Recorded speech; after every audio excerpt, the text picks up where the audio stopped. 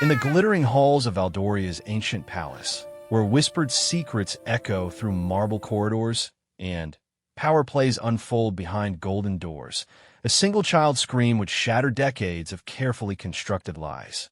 Princess Alara, at merely 8 years old, possessed something more dangerous than any crown jewel, the innocent truth that could topple kingdoms and expose the woman who had manipulated her way to the throne. What started as an ordinary royal ceremony would become the moment when a little girl's courage faced down a conspiracy that had been 20 years in the making. In a world where silence meant survival and speaking out meant exile, or worse, one small voice would prove that sometimes the most powerful weapon against deception is the fearless honesty of a child who refuses to be silenced. The royal guard had sworn oaths to protect the crown, but on this day, they would discover that their true duty lay not with the woman wearing it, but with the innocent princess whose cry for help would force them to choose between blind loyalty and righteous justice. In the kingdom of Valdoria, where tradition demanded absolute obedience to the crown, everything was about to change because of what one little princess dared to say out loud. The morning sun cast long golden shadows across the marble floors of Valdoria Palace as Queen Regent Isabel adjusted her sapphire crown one final time. Today marked the 20th anniversary of her marriage to the late King Edmund, and she had orchestrated every detail of the commemoration ceremony to perfection. The irony wasn't lost on her. Celebrating a union that had been built on lies, maintained through manipulation, and secured through methods that would have scandalized the kingdom if the truth had ever surfaced. Isabel stood before the massive gilt mirror in her private chambers, her reflection showing a woman who had mastered the art of deception so thoroughly that even she sometimes believed her own fabrications. At 45, she possessed an elegant beauty that commanded respect and admiration from a court. Her auburn hair was styled in an elaborate updo that showcased the priceless emerald earrings that had once belonged to Edmund's first wife, Queen Helena, the woman whose mysterious death had paved Isabel's path to power. The sound of small footsteps in the corridor outside her chamber caused Isabel's carefully composed expression to tighten almost imperceptibly. Princess Alara was approaching, no doubt accompanied by her governess, Miss Catherine Thornfield. The child had become increasingly difficult to manage lately, asking questions that struck too close to uncomfortable truths and displaying an unsettling resemblance to her late mother in both appearance and temperament. Alara possessed the same striking violet eyes that Queen Helena had been famous for, the same delicate bone structure, and, most troubling of all, the same intuitive ability to see through pretense and false kindness. At 8 years old, she was already showing signs of the sharp intelligence that had made her mother such a formidable queen and, ultimately, such a dangerous threat to Isabel's ambitions. The door opened after a soft knock, and Miss Thornfield entered with Princess Alara trailing reluctantly behind her. The governess was a woman in her early 30s with kind brown eyes and graying hair pulled back in a sensible bun. She had served the royal family since before Alara's birth and had been one of Queen Helena's most trusted confidants. This loyalty made her both invaluable as a caretaker for the princess and potentially dangerous as someone who might remember too much about the circumstances surrounding the late queen's death. Your Majesty, Miss Thornfield curtsied respectfully. Princess Alara is ready for the morning's rehearsal of the ceremony protocols. Isabel turned from her mirror with a practiced smile that never quite reached her eyes. Wonderful. Alara, darling, you look lovely this morning. The princess wore a pale, blue silk dress with silver embroidery that had been specially designed for the ceremony. The color brought out her unusual violet eyes in a way that Isabel found both beautiful and deeply unsettling. Thank you, stepmother, Alara replied with the formal politeness that had been drilled into her from an early age. However, there was something in her tone, a subtle distance that suggested the child was far more observant than anyone gave her credit for. Miss Catherine says we need to practice the part where I present you with Mother's portrait. The mention of Helena's portrait caused a brief flash of something dark to cross Isabel's features before she quickly recovered her composure. The portrait ceremony was a tradition she had reluctantly agreed to include in the anniversary celebration, knowing that refusing would raise questions about her respect for Edmund's first wife. The painting, created shortly before Helena's death, captured the late queen's ethereal beauty and intelligent gaze in a way that had always made Isabel uncomfortable. "Yes, of course," Isabel said smoothly. "It's important that we honor your dear mother's memory appropriately. She was such a beloved queen, taken from us far too soon." The words came easily after years of practice, though they tasted like ash in her mouth. Miss Thornfield watched this exchange with carefully neutral expression, but her hands clasped together slightly tighter as Isabel spoke about Helena. The governess had been present during Helena's final days and had witnessed things that didn't align with the official story of sudden illness that had claimed the young queen's life. However, she had learned to keep her observations to herself, understanding that asking the wrong questions in Valdoria could lead to very unfortunate consequences. As they moved toward the grand throne room where the ceremony rehearsal would take place, Isabel's mind wandered to the events that had brought her to this moment of triumph. 20 years ago, she had been Lady Isabel Morwen, a minor noble with extraordinary ambition and a talent for reading people's weaknesses. Her beauty had opened doors, but her intelligence and ruthless pragmatism had allowed her to walk through them and claim what she wanted most, a crown. Her marriage to King Edmund had been arranged quickly after Queen Helena's unexpected death, presented to the kingdom as a political alliance that would strengthen Valdoria's ties with the neighboring realm of Astoria. The truth was far more complex and considerably darker. Isabel had spent months carefully positioning herself as an indispensable advisor and companion to the grieving king, offering comfort and counsel while subtly undermining his confidence in his other advisors and friends. The grand throne room stretched before them like a cathedral of power, with soaring ceilings decorated with frescoes depicting the glorious history of Valdoria's royal line. Massive crystal chandeliers cast rainbow patterns across the polished marble floor, and tall windows lined the eastern wall, flooding the space with natural light. The twin thrones sat on a raised dais at the far end of the room. Edmund's ornate chair remained empty as a symbol of respect for the late king, while Isabel's slightly smaller, but no less impressive throne served as the seat of current power. Captain Marcus Steele of the Royal Guard stood at attention near the thrones, his imposing figure radiating the kind of quiet competence that had made him indispensable to palace security. At 38, he had served the royal family for 15 years and had earned his position through unwavering loyalty and exceptional skill. His dark hair showed early traces of silver at the temples, and his gray eyes missed nothing as they surveyed the room and its occupants. Marcus had been one of Queen Helena's personal guards, and Isabel had often wondered what he might have observed during those final weeks before the queen's death. However, his professionalism was absolute, and he had never given any indication that he harbored suspicions about the official version of events. Still, Isabel made sure to keep him close and well compensated, understanding that a man with his knowledge and skills could be either a powerful ally or a devastating enemy. Captain Steele, Isabel nodded graciously as they approached the throne area. "Is everything prepared for this afternoon's ceremony?" "Yes, Your Majesty," Marcus replied with a respectful bow. "The guest seating has been arranged according to your specifications, and my men have completed their security sweep of the entire palace. The visiting dignitaries from Astoria and Meridian have been accommodated in the East Wing, and their personal guards have been briefed on our protocols." Princess Alara had been listening to this exchange with the focused attention that adults often found surprising in someone so young. She stepped forward slightly, her violet eyes fixed on Captain Steele with an intensity that made both adults pause. "Captain," she said in her clear, sweet voice, "do you remember my mother's ceremonies? Miss Catherine says you were her guard before she died." The question hung in the air like a challenge, and Isabel felt her pulse quicken even as she maintained her serene expression. Marcus looked down at the princess with an expression that was both gentle and carefully guarded. "I do remember, Your Highness," he said quietly.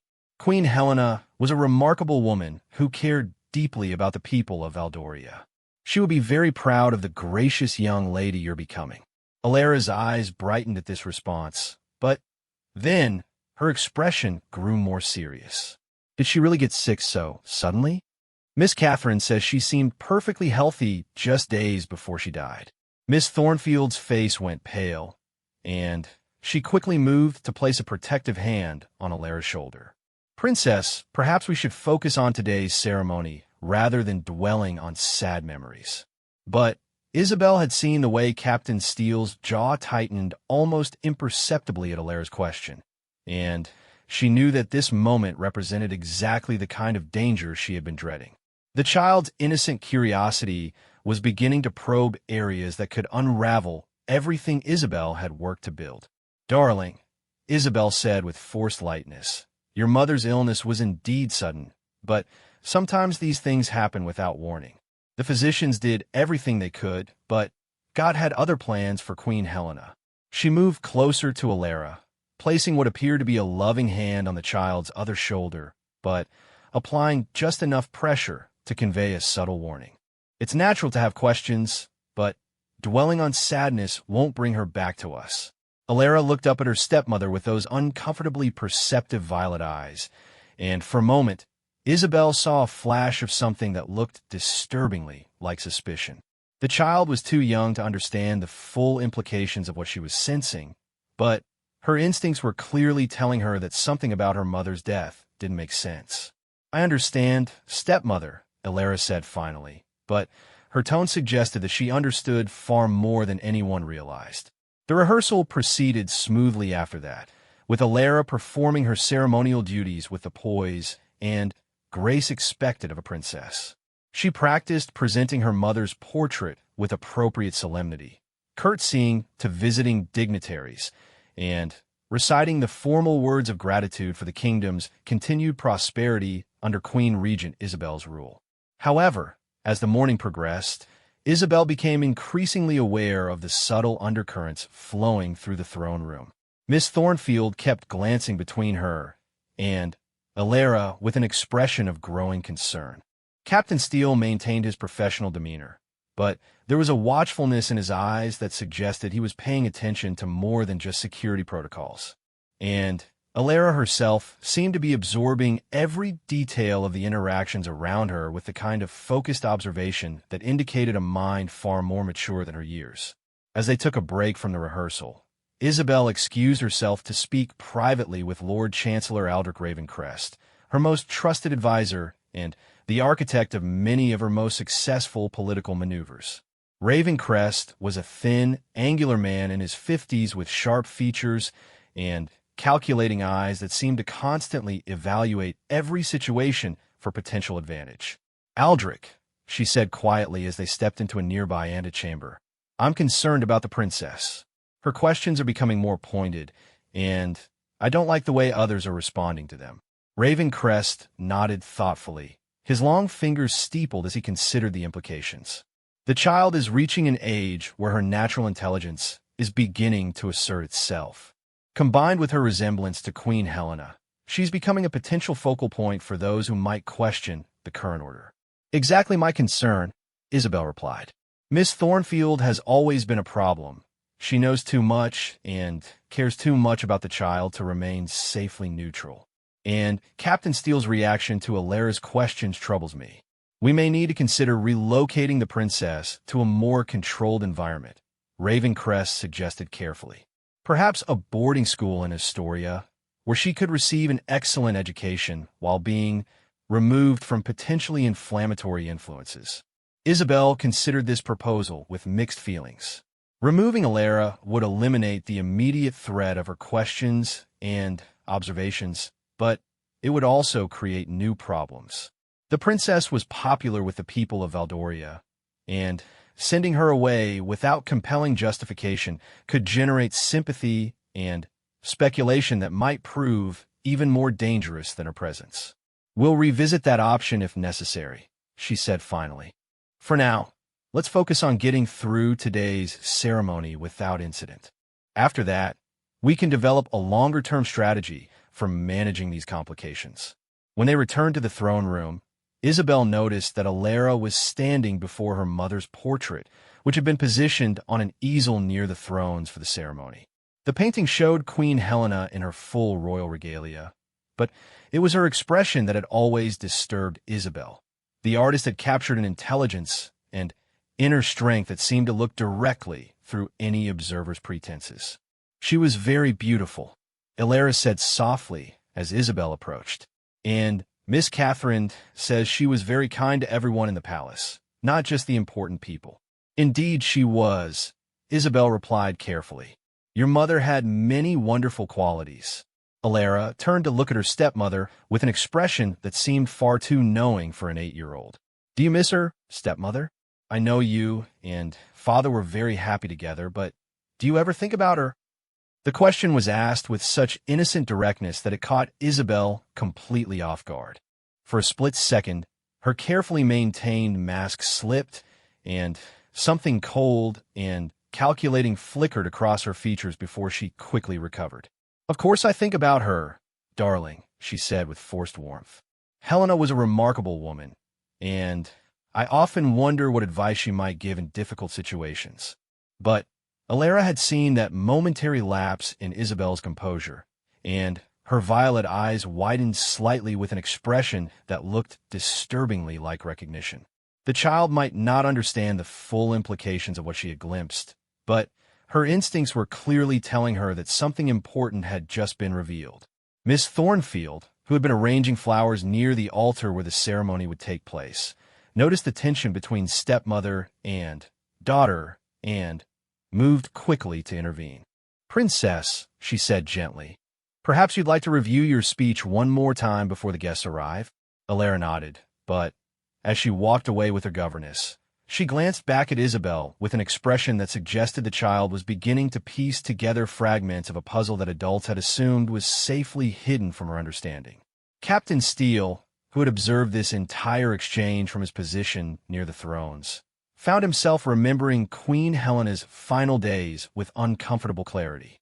The official story spoke of a sudden illness that had claimed her life within a matter of days, but Marcus recalled how healthy and vibrant she had seemed just a week before her death.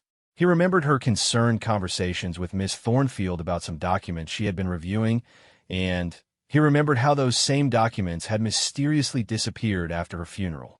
Most troubling of all, he remembered the conversation he had overheard between Queen Helena and her personal physician, Dr. Edmund Blackwood, on the night before she became ill. The Queen had been asking questions about a medicinal tea that Lady Isabel had been sending to her chambers, an herbal blend that was supposed to help with sleep and relaxation. Dr. Blackwood had died in a riding accident less than a month after Queen Helena's funeral, taking with him any knowledge he might have possessed about the true cause of her sudden illness. The timing had seemed unfortunate, but not necessarily suspicious at the time. However, as the years passed, and Marcus observed Queen Regent Isabel's rise to power, he had begun to wonder about the convenient elimination of anyone who might have possessed dangerous knowledge. As the afternoon ceremony approached and guests began arriving at the palace, Marcus found himself watching Princess Alara with new attention. The child's questions and observations suggested an intelligence that might eventually pose a significant threat to those who preferred that certain truths remain buried. Her resemblance to Queen Helena was more than just physical. She seemed to have inherited her mother's ability to see through deception and her courage to ask difficult questions. The irony of the situation wasn't lost on him. As captain of the Royal Guard, his duty was to protect the crown and maintain order within the kingdom. However, he was beginning to suspect that the greatest threat to legitimate royal authority might be the woman currently wearing the crown, and that the most important person for him to protect might be the small princess whose innocent questions were starting to illuminate 20 years of carefully hidden crimes. As the first notes of the ceremonial fanfare echoed through the palace halls, announcing the beginning of Queen Regent Isabel's anniversary celebration, Marcus Steele made a decision that would change everything. He would watch, he would listen, and he would be ready to act when the time came. Because something told him that before this day was over, Princess Alera's courage and curiosity were going to force truths into the light that powerful people had killed to keep hidden. The stage was set for a confrontation that would determine not just the fate of one small princess, but the future of the entire kingdom of Valdoria. The grand ballroom of Valdoria Palace buzzed with the refined chatter of nobility and foreign dignitaries as Queen Regent Isabel's anniversary ceremony reached its crescendo. Crystal chandeliers cast dancing lights across silk gowns and military uniforms, while servants moved silently through the crowd offering champagne and delicate hors d'oeuvres. The scene was one of perfect royal elegance, exactly as Isabel had orchestrated it to be. However, beneath the glittering surface, tensions were building like pressure in a sealed vessel. Princess Alera stood beside her stepmother on the raised dais, her small hands clasped behind her back as she surveyed the assembled crowd with those unervingly perceptive violet eyes. She had performed her ceremonial duties flawlessly so far, presenting her mother's portrait with appropriate grace and delivering her prepared speech about family unity and royal tradition. But something had changed in the child's demeanor since the morning rehearsal. Miss Catherine Thornfield, standing discreetly to the side of the dais, noticed the subtle shift in Alera's posture and expression. The princess was no longer simply going through the motions of royal protocol. She was actively watching and listening, as if searching for something specific among the crowd of guests and courtiers. The ceremony had proceeded according to Isabel's carefully planned schedule. Distinguished guests from neighboring kingdoms had offered their congratulations and renewed their pledges of friendship with Valdoria. Lord Chancellor Ravencrest had delivered an eloquent speech about the prosperity and stability that had characterized Isabel's regency. The royal choir had performed hymns of gratitude and blessing. Now came the moment that Isabel had been both anticipating and dreading: the presentation of Queen Helena's memorial tribute, where she would speak about her predecessor's legacy while accepting the formal transfer of certain royal symbols that had belonged to Edmund's first wife. It was a politically necessary gesture that demonstrated respect for the late queen's memory, while simultaneously reinforcing Isabel's own legitimacy as the rightful heir to Helena's position. As Isabel stepped forward to address the assembly, she caught sight of several faces in the crowd that made her momentarily uneasy. Duke Geoffrey Ashworth of Meridian was present with his wife and daughter, representing one of Valdoria's most important trading partners. However, Isabel knew that the Duke had been a close friend of King Edmund and Queen Helena, and had never fully accepted the circumstances surrounding the royal succession. Near the back of the ballroom stood Lady Margaret Sinclair, an elderly woman who had served as Helena's chief lady-in-waiting for over a decade before retiring shortly after the Queen's death. Her presence was unexpected and unwelcome, as she possessed intimate knowledge of Helena's daily routines and personal habits that could potentially contradict certain elements of the official narrative. Most concerning of all was the presence of Sir James Worthington, a former royal physician who had assisted Dr. Blackwood in treating Queen Helena during her final illness. Sir James had left Valdoria shortly after Dr. Blackwood's death, accepting a position at the Royal Medical College in distant Storia. His return for this ceremony raised questions about his motivations and what he might remember about those crucial final days. "My dear friends and honored guests," Isabel began, her voice carrying clearly through the ballroom's acoustics. "We gather today not only to celebrate 20 years of marriage to my beloved Edmund, but also to honor the memory of a remarkable woman who preceded me as Queen of Valdoria."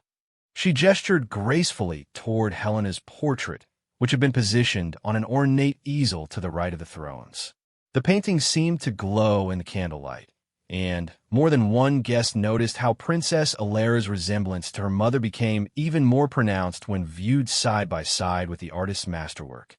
Queen Helena possessed a grace and wisdom that inspired all who knew her, Isabel continued. Her tragic death robbed our kingdom of a truly extraordinary leader, but Her legacy lives on in the institution she helped strengthen and, most importantly, in her beloved daughter, Princess Ilara. Polite applause rippled through the assembly, but Ilara remained perfectly still beside her stepmother, her attention fixed not on the crowd but on Isabel's face as she spoke. The child's intense focus made several observers uncomfortable, as if she were studying every word and expression for hidden meanings. As Isabel moved into the formal portion of her tribute, describing Helena's charitable works and diplomatic achievements, Miss Thornfield noticed a subtle change in the princess's breathing. Ilara's hands, still clasped behind her back, had begun to tremble slightly, and her usual pale complexion had taken on an even more translucent quality. Captain Marcus Steele, positioned strategically near the dais where he could observe both the royal family and the assembled guests, also noticed the princess's growing agitation. His years of experience in reading body language and detecting potential threats had taught him to pay attention to subtle changes in behavior, and something about Ilara's stillness seemed more like suppressed tension than royal composure. Queen Helena's commitment to truth and justice was unwavering, Isabel was saying, seemingly oblivious to the child beside her. She believed that those in positions of power had a sacred duty to protect the innocent and ensure that justice prevailed over personal ambition. At these words, Princess Ilara's trembling intensified, and a soft gasp escaped her lips before she could suppress it. The sound was barely audible over Isabel's speech, but both Miss Thornfield and Captain Steele heard it clearly. They exchanged a concerned glance across the room, each recognizing that something significant was happening to the princess. Lady Margaret Sinclair, standing near the back of the ballroom with the other elder courtiers, had been watching the proceedings with the sharp attention of someone who remembered Helena's actual words and beliefs. The irony of Isabel praising Helena's commitment to truth while standing beside the child whose questions about her mother's death had been systematically discouraged was not lost on the former lady-in-waiting. Margaret remembered the private conversation she had shared with Helena during those final weeks, when the young queen had expressed growing concerns about certain members of her court. Helena had mentioned receiving anonymous warnings about people who wished her harm, and she had asked Margaret to watch over Ilara carefully should anything happen to her. At the time, Margaret had assumed these fears were the product of a new mother's natural anxieties, but Helena's sudden death had given those concerns a darker significance. Sir James Worthington stood with a medical delegation from Astoria, his weathered face showing the lines of a man who had witnessed both healing and suffering throughout his career. He remembered Queen Helena's final days with painful clarity, particularly the confusion he had felt about the progression of her illness. The symptoms had been inconsistent with any known disease, and certain test results had been mysteriously lost or destroyed before he could complete his examination. Most troubling had been his final conversation with Dr. Blackwood, just hours before the chief physician's fatal riding accident. Blackwood had seemed agitated and fearful, mentioning that he had discovered something important about the Queen's condition, but needed to conduct additional tests before reporting his findings. Those tests were never completed, and Blackwood's notes disappeared along with the man himself. As Isabel reached the climax of her tribute, her voice taking on the emotional resonance that she had practiced to perfection, Princess Ilara suddenly stepped forward. The movement was small, but unmistakable, bringing her closer to the edge of the dais where her presence would be more noticeable to the assembled guests. And so, Isabel concluded, "We honor Queen Helena's memory by continuing to uphold the values she cherished: compassion, justice, and unwavering dedication to the welfare of our people." The applause that followed was warm and genuine, reflecting the guests' sincere respect for the late Queen's memory. However, as the clapping subsided, Princess Ilara's clear young voice cut through the silence like a blade. "Stepmother," she said, her words carrying clearly through the ballroom's acoustics, "may I say something about my mother?" The request was polite and properly phrased, but there was something in the child's tone that made everyone in the room suddenly alert. Isabel's smile faltered for just a moment before she recovered her composure. "Of course, darling," she replied, though her voice carried a note of caution. "I'm sure everyone would love to hear your thoughts about Queen Helena." Alara stepped forward until she stood directly beside her mother's portrait, her small figure dwarfed by the magnificent painting, but somehow commanding the attention of everyone in the room. Her violet eyes swept across the assembled guests before settling on her stepmother's face. "My mother was indeed committed to truth and justice," the princess began, her young voice steady and clear. "Miss Catherine has told me many stories about her, and I've been reading some of her letters and journals that were saved in the royal archives." This revelation caused a ripple of tension through the room, particularly among those who knew that access to Helena's private papers was supposed to be strictly controlled. Isabel's eyes flicked toward Miss Thornfield with an expression that promised serious consequences later. "Mother wrote about her concerns for the kingdom and her hopes for my future," Alara continued. "She also wrote about people she trusted and people she was beginning to question. She was very observant about the behavior of those around her." The child's words were still respectful and appropriate, but there was an undertone that suggested she was leading towards something specific. Captain Steele found himself instinctively moving closer to the dais, his hand resting casually near his sword hilt as his training kicked in. "One thing that puzzles me," Alara said, her innocent tone making the words even more impactful, "is how Mother could be so healthy and happy one day, and then become so ill so quickly. Miss Catherine says it was very unusual, and Sir James from Astoria is here tonight. He was one of the doctors who tried to help her." All eyes turned toward Sir James, who found himself suddenly the focus of intense scrutiny. The elderly physician's face had gone pale, and his hands trembled slightly as he realized that the princess's seemingly innocent observations were about to force him into a position where silence might be impossible. Isabel felt the first stirrings of genuine panic as she recognized the direction of Alara's comments. The child was systematically bringing together people and facts that had been carefully kept separate for 20 years. Worse, she was doing it in front of an audience of foreign dignitaries and influential nobles whose presence made any attempt to silence her immediately both impossible and suspicious. "Sweetheart," Isabel said with forced gentleness, "perhaps this isn't the appropriate time for such detailed discussions. Our guests have come to celebrate, not to dwell on sad memories." But Alara seemed not to hear her stepmother's subtle warning. The child's attention remained fixed on Sir James, whose obvious discomfort was becoming more apparent by the moment. "Sir James," the princess called across the room, her voice carrying clearly to where he stood. "You were there when Mother died, weren't you? Do you remember what made her so sick?" The question hung in the air like a challenge, and everyone in the ballroom seemed to hold their breath as they waited for the physician's response. Sir James looked around desperately, his eyes meeting those of Duke Ashworth, Lady Sinclair, and, finally, Captain Steele, each of whom seemed to be silently urging him to speak truthfully. "Your Highness," Sir James said finally, his voice carrying the weight of 20 years of suppressed knowledge, "your mother's illness was indeed unusual. The symptoms were not consistent with any natural disease that Dr. Blackwood or I had encountered in our medical practice."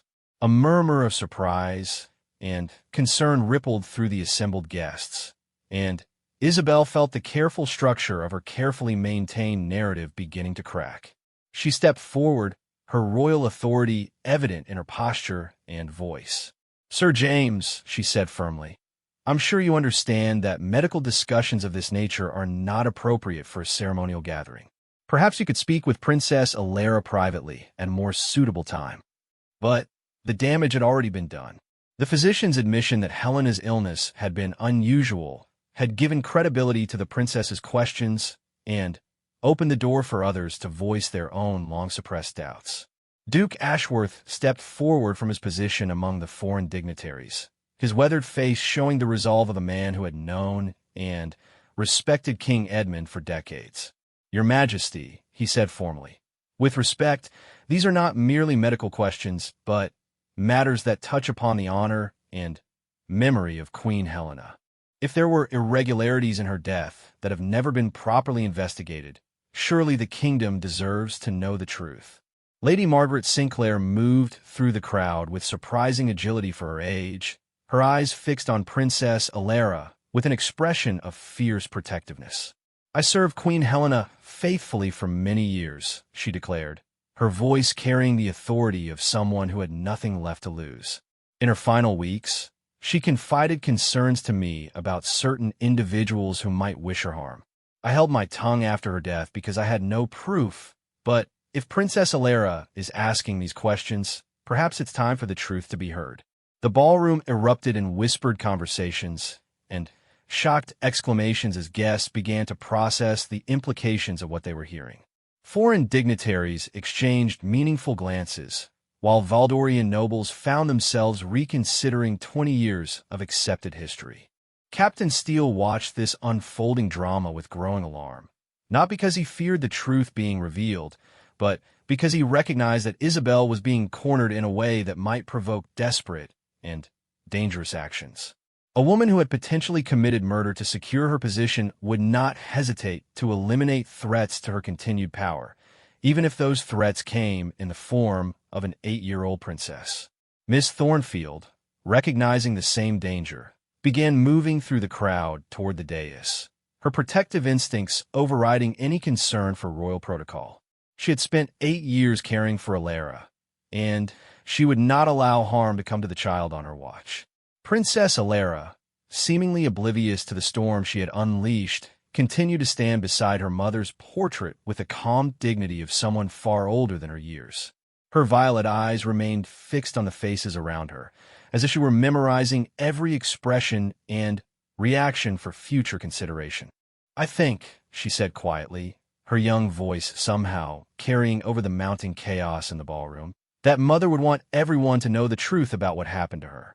She always taught me that honesty was the most important virtue for a princess." As the child's words settled over the assembly like a judgment, Isabel realized that her carefully constructed world was beginning to collapse around her. 20 years of meticulous planning and ruthless execution were being undone by a little girl's innocent questions and an old woman's guilty conscience. Lord Chancellor Ravencrest appeared at Isabel's side, his face pale with the recognition that their position was becoming untenable. The presence of foreign witnesses made any immediate action against the princess or her supporters politically impossible, but allowing the accusations to continue unchallenged would be equally catastrophic. The moment had arrived that Isabel had dreaded since the day she first placed the crown upon her head. The truth she had buried was clawing its way back to the surface, and the daughter of the woman she had murdered was the one forcing it into the light. As the voices in the ballroom grew louder and more insistent, demanding answers and investigations, Captain Steele made a decision that would define the rest of his life. He stepped forward onto the dais, his hand moving protectively toward Princess Alara, while his eyes remained fixed on Queen Regent Isabel. The confrontation that would determine the fate of the kingdom was about to begin, and at the center of it all stood a courageous little princess whose refusal to accept comfortable lies had finally given voice to 20 years of silenced truth. The tension in the grand ballroom had reached a breaking point. What had begun as an elegant anniversary celebration had transformed into something far more dangerous, a public reckoning with secrets that had shaped the kingdom for 2 decades. Queen Regent Isabel stood frozen on the dais, her mind racing through increasingly desperate options as she watched her carefully constructed world crumble before her eyes. Princess Alara remained beside her mother's portrait, her small figure radiating a quiet determination that seemed to draw strength from the painted image behind her. The child's questions had opened floodgates that could no longer be closed, and voices throughout the ballroom were beginning to demand answers that Isabel could not provide without destroying herself. Captain Marcus Steele positioned himself strategically between the princess and her stepmother, his trained senses alert to every nuance of body language and tension in the room. His years of service had taught him to recognize when a situation was about to explode into violence, and everything about Isabel's posture suggested a woman who was calculating her final, desperate moves. Sir James Worthington found himself at the center of unwanted attention as guests pressed closer, their faces reflecting a mixture of curiosity and growing outrage. The elderly physician looked around the ballroom, seeking support or escape, before his eyes settled on Princess Ilara's expectant face. The child's innocent trust seemed to strip away the last of his protective reservations. "Your Highness," he said, his voice gaining strength as he made his decision, "there are things about your mother's death that have troubled my conscience for 20 years. Dr. Blackwood, and I discovered inconsistencies in her condition that suggested her illness was not natural in origin." A collective gasp echoed through the ballroom as the implications of his words sank in. Isabel felt her heart racing as she struggled to maintain her composure, knowing that any visible sign of panic would only add credibility to the accusations being leveled against her. "Sir James," she said with forced calm, "surely you realize that making such inflammatory statements without proof is both irresponsible and potentially treasonous. The grief and confusion surrounding Queen Helena's death may have colored your memories." But the physician was no longer intimidated by royal displeasure. 2 decades of carrying the weight of unspoken suspicions had prepared him for this moment, and Princess Ilara's courage had given him the strength to finally speak the truth. "I have more than memories, Your Majesty," he replied firmly.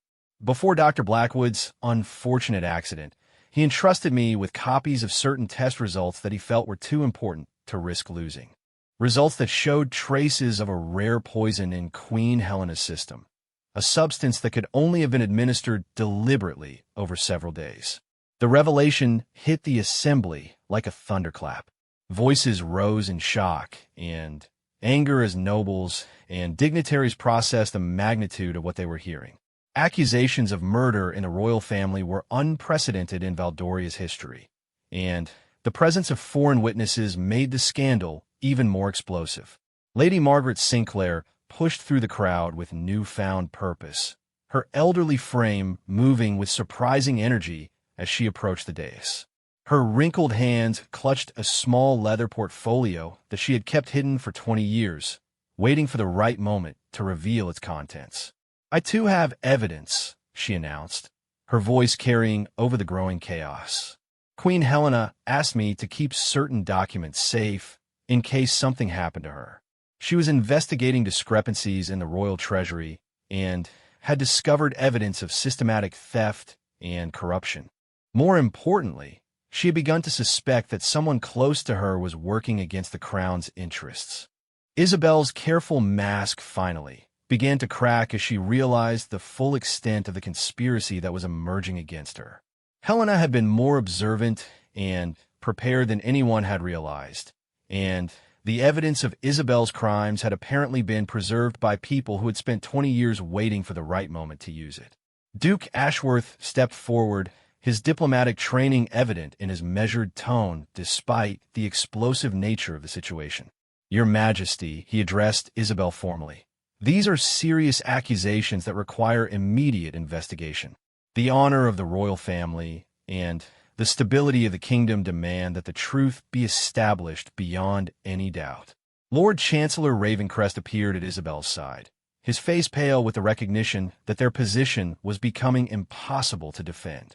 He had been instrumental in covering up the details of Helena's death and Dr. Blackwood's suspicious accident, and he knew that a thorough investigation would inevitably expose his own complicity in the conspiracy.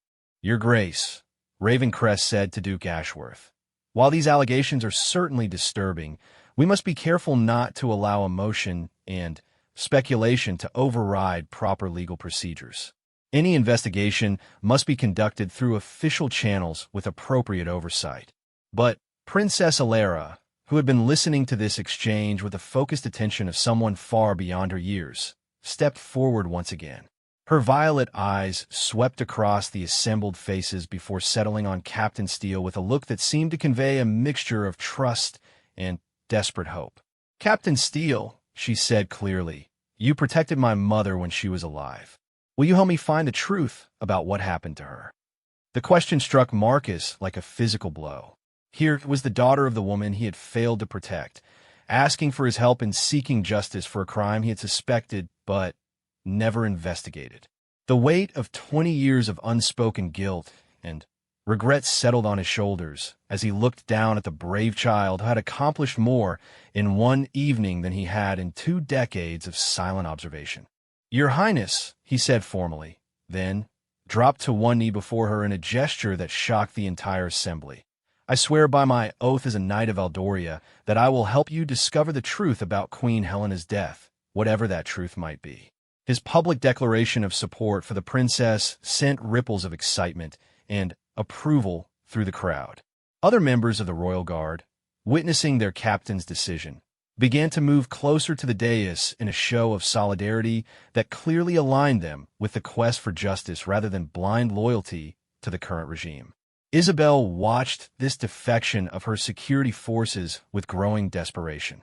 Without the unquestioning support of the royal guard, her ability to control the situation through force or intimidation was severely compromised. She found herself facing the nightmare scenario she had worked so hard to prevent, being held accountable for her crimes in front of witnesses who could not be silenced or eliminated. "This is preposterous," she declared, her voice taking on a sharper edge as her composure finally began to fracture. "These wild accusations are based on nothing more than grief-fueled fantasies and the misguided imagination of a child who has been filled with romantic notions about her mother's death." But her protests only seemed to strengthen the resolve of those arrayed against her. Sir James reached into his coat and withdrew a sealed document case that had been carefully preserved for 2 decades. "I have Dr. Blackwood's final report," he announced, holding the case aloft where everyone could see it. His analysis of the poison found in Queen Helena's system, along with his theories about how it was administered. He completed this work just hours before his death and entrusted it to me for safekeeping. Lady Margaret stepped forward with her own evidence, opening the leather portfolio to reveal pages of Helena's personal correspondence and private journals. Queen Helena documented her growing suspicions about financial irregularities and threats to her safety. She specifically mentioned concerns about herbal teas that were being sent to her chambers by Lady Isabel, teas that she had begun refusing to drink in her final days. The pieces of the puzzle were falling into place with devastating clarity.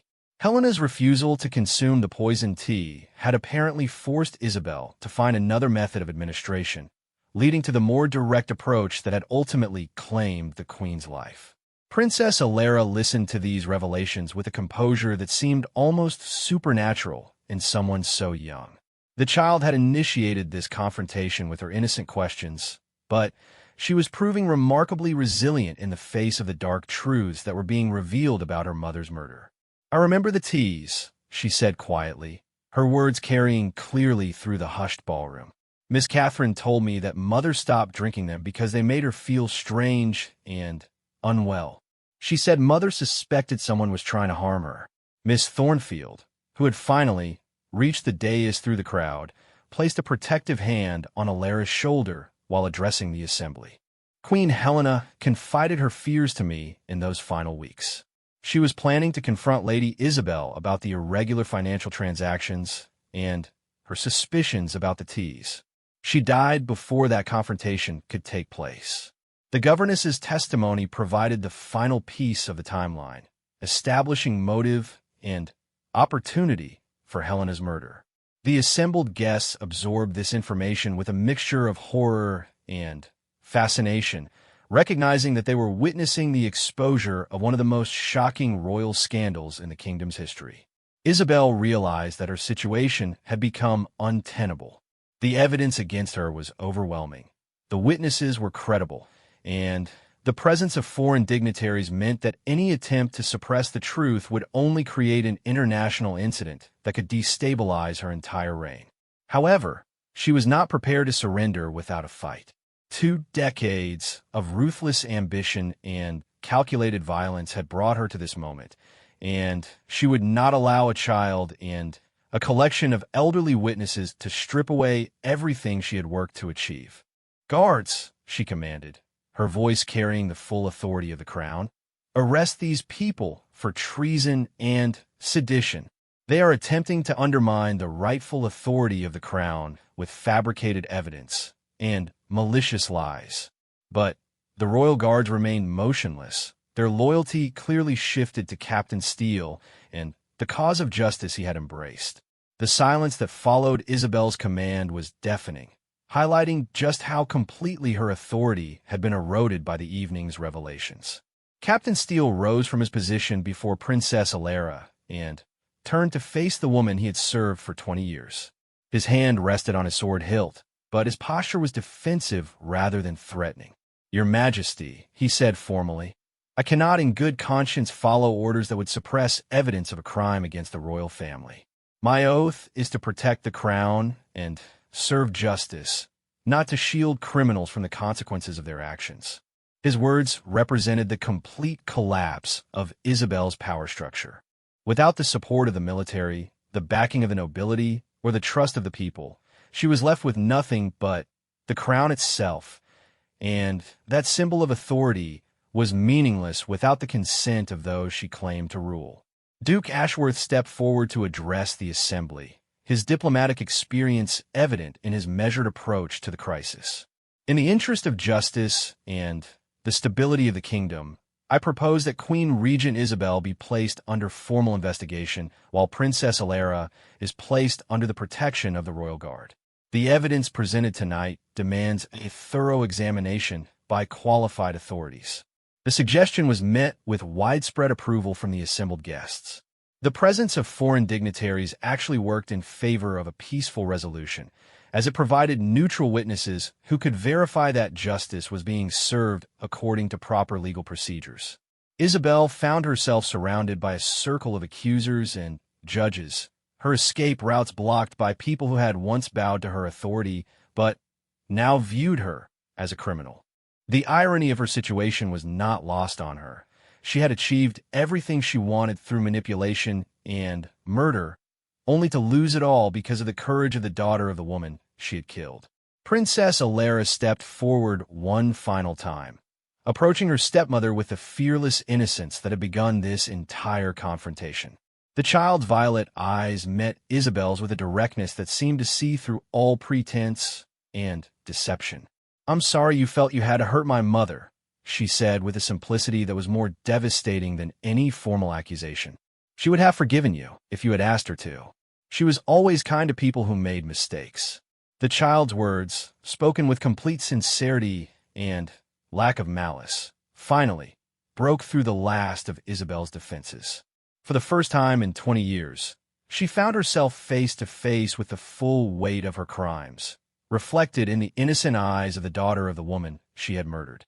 As the royal guard moved to escort Isabel from the ballroom for questioning, and the assembled guests began to process the magnitude of what they had witnessed, Princess Alara remained beside her mother's portrait with the quiet dignity of someone who had finally found the answers she had been seeking. The truth had been revealed, justice was beginning to unfold, and the kingdom of Valdoria was about to undergo a transformation that would echo through history. All because one brave little princess had refused to accept comfortable lies when the truth was within her reach. 3 months had passed since the night that forever changed the kingdom of Valdoria.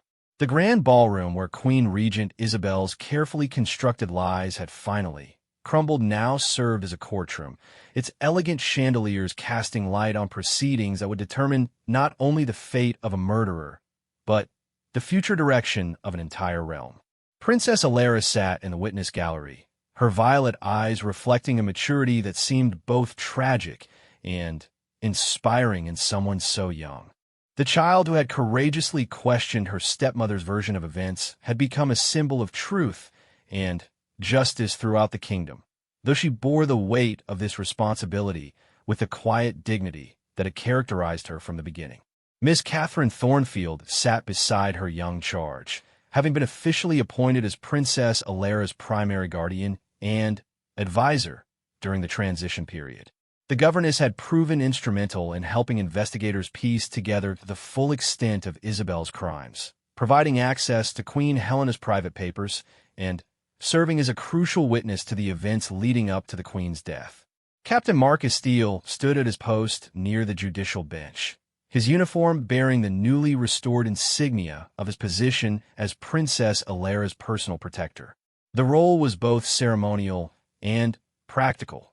While the immediate danger to the princess had passed with Isabel's arrest, the revelations about royal corruption had created new uncertainties that required careful management. The trial had been conducted with scrupulous attention to legal procedure, overseen by a panel of judges that included representatives from neighboring kingdoms to ensure impartiality. Duke Geoffrey Ashworth had proven instrumental in organizing this international oversight, using his diplomatic connections to create a framework for justice that would be respected throughout the region. The evidence against Isabel had been overwhelming. Sir James Worthington's preserved documentation of the poison found in Queen Helena's system, combined with Lady Margaret Sinclair's collection of the late Queen's private correspondence, had painted a clear picture of premeditated murder.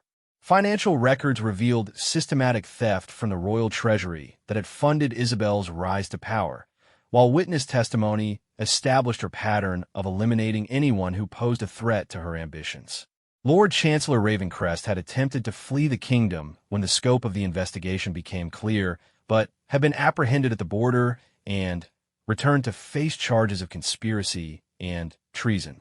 His testimony, given in exchange for a reduced sentence, had provided crucial details about the cover-up that had followed Helena's death and the intimidation tactics used to silence potential witnesses. Most shocking of all had been the revelation that Dr. Blackwood's riding accident had been arranged by Isabel's agents when the physician had threatened to expose his findings about the Queen's poisoning. The murder of a respected healer who had dedicated his life to saving others had particularly outraged the public and eliminated any remaining sympathy for the fallen regent. Now, as the final day of proceedings drew to a close, Princess Alera prepared to address the court with a statement that had been carefully considered but would be delivered in her own words. The judges had agreed that the princess, as the primary victim of Isabel's crimes, deserved the opportunity to speak directly to the woman who had murdered her mother and stolen her birthright. Isabel sat in the defendant's dock, her once proud bearing reduced to hollow defiance. The elegant gowns and royal jewels had been replaced by simple gray cloth, and her auburn hair hung loose around a face that showed the strain of 3 months in captivity. She had maintained her innocence throughout the proceedings, claiming that the evidence against her had been fabricated by jealous courtiers seeking to undermine her authority. However, her protests had grown increasingly desperate as witness after witness had testified to her guilt. The weight of evidence was simply too overwhelming to dismiss, and even her own legal counsel had quietly advised her to consider negotiating for mercy rather than continuing to proclaim her innocence in the face of such damning proof. As Princess Alera rose to approach the judicial bench, a hush fell over the courtroom. Representatives from across the kingdom and beyond had gathered to witness this historic moment, understanding that the child's words would help define the values that would guide Valdoria's future. "Your Honors," Alera began, her young voice clear and steady, "I want to thank you for listening to the truth about my mother's death and for ensuring that justice has been served. For 8 years, I lived with questions that no one wanted to answer and doubts that adults told me were inappropriate for a child to voice." She paused, looking directly at Isabel with an expression that contained no hatred, only a profound sadness for the waste and suffering that her stepmother's choices had created. "I have learned through this trial that my mother was investigating corruption and theft that was harming the people of Aldoria. She was killed not because she was a threat to the kingdom, but because she was trying to protect it from those who would exploit it for their own gain." The princess's words carried a weight that seemed to resonate throughout the courtroom, reminding everyone present that the stakes in this case extended far beyond personal revenge or political maneuvering. This had been about the fundamental question of whether justice and truth would prevail over ambition and deception.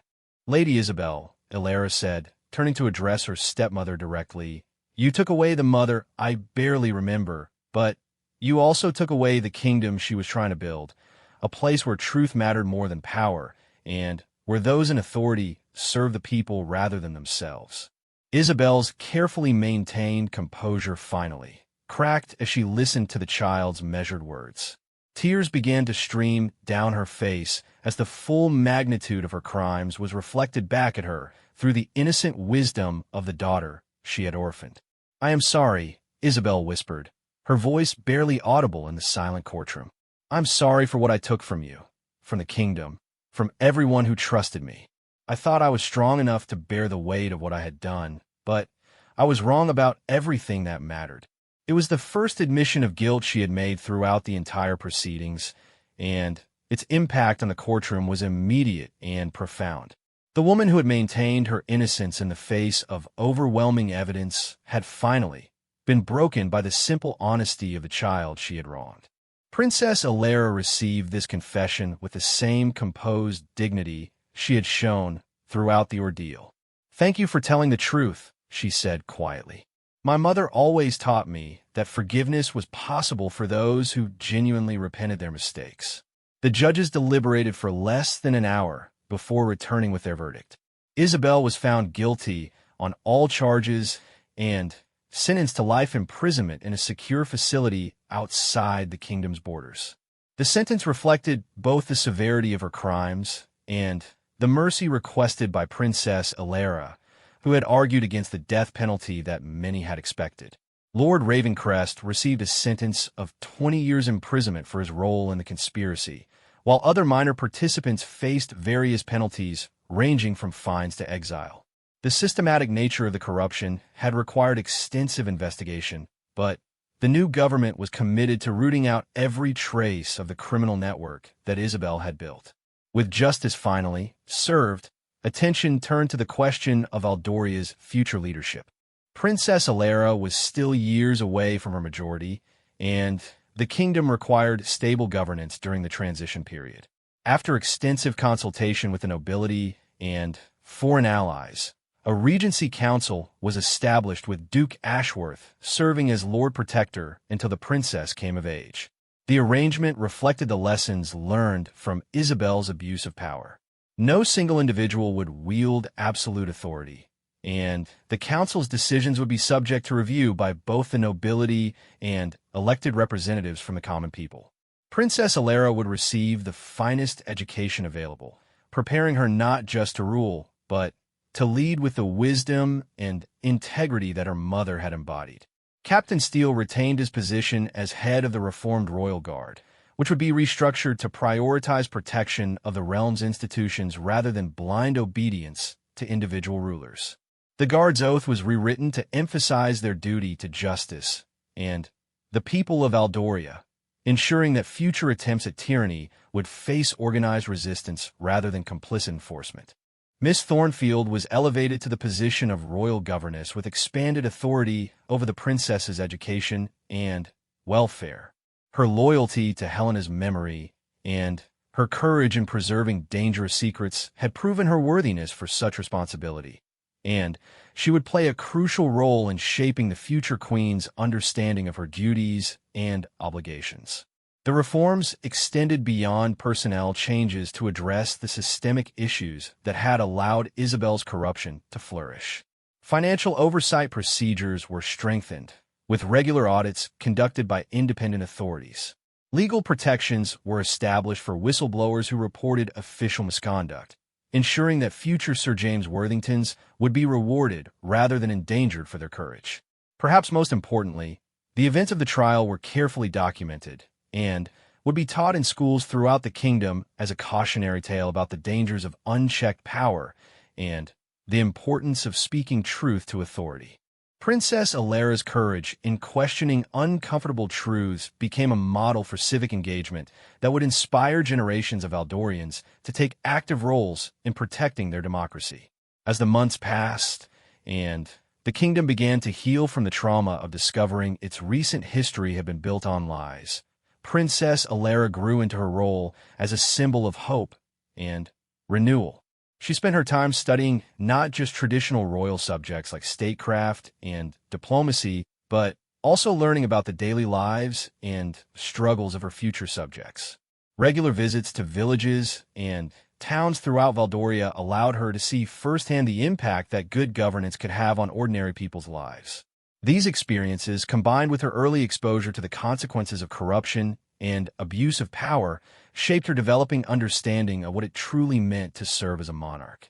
The young princess also maintained correspondence with other royal families throughout the region, building relationships that would prove valuable when she eventually assumed the throne. Her reputation for honesty and integrity, established through her role in exposing Isabel's crimes, opened doors that might otherwise have remained closed to such a young ruler. On the first anniversary of a night that had changed everything, Valdoria held a ceremony to honor Queen Helena's memory and celebrate the triumph of justice over deception. Princess Alara, now 9 years old and visibly more confident in her public role, delivered a speech that reflected both her growth as a future leader and her continued commitment to the values her mother had died defending. "A year ago, I asked questions that made adults uncomfortable," she told the assembled crowd. "Today, I want to encourage every person in Valdoria to keep asking questions, especially when those in power would prefer silence. My mother died because she refused to ignore corruption and injustice, but her legacy lives on in a kingdom that now values truth above convenience." The speech was met with thunderous applause, not just for its eloquence, but for the promise it represented. Under Princess Alara's future rule, Valdoria would be a place where courage was rewarded, truth was protected, and justice prevailed over personal ambition. As the ceremony concluded and guests began to disperse, Princess Alara remained beside her mother's portrait, which had been permanently installed in a place of honor within the palace. The painting that had witnessed Isabel's downfall now served as a reminder of the principles that would guide the kingdom's future. Miss Thornfield approached the princess as the crowds thinned, carrying a small package wrapped in silk. "Your Highness," she said softly, "I believe your mother would want you to have this." Inside the package was Queen Helena's personal journal, containing her private thoughts about leadership, responsibility, and the challenges of ruling wisely in a complex world. The final entry, written just days before her death, spoke of her hopes for her daughter's future and her belief that truth and compassion would ultimately triumph over any temporary victories achieved through deception. Princess Alara accepted the journal with the reverence it deserved, understanding that it represented both a connection to the mother she barely remembered and a guide for the ruler she was destined to become. The child who had courageously sought truth in the face of comfortable lies had become a young woman committed to ensuring that such courage would always be rewarded rather than punished in the kingdom of Valdoria. The story that had begun with a cry of protest against injustice had evolved into a tale of redemption and hope, proving that even the most carefully constructed lies could not forever suppress the power of truth spoken by those brave enough to voice it. In the years to come, historians would mark this period as the beginning of Valdoria's transformation from a kingdom ruled by fear and deception into a realm that truly embodied the ideals of justice, integrity, and compassionate leadership. And at the center of it all stood Princess Alara, no longer just the innocent child who had asked uncomfortable questions, but a future queen whose commitment to truth would define not only her own reign, but the character of the kingdom she would someday inherit. The cry that had stopped everyone and unraveled a conspiracy had become the foundation song of a new and better Valdoria.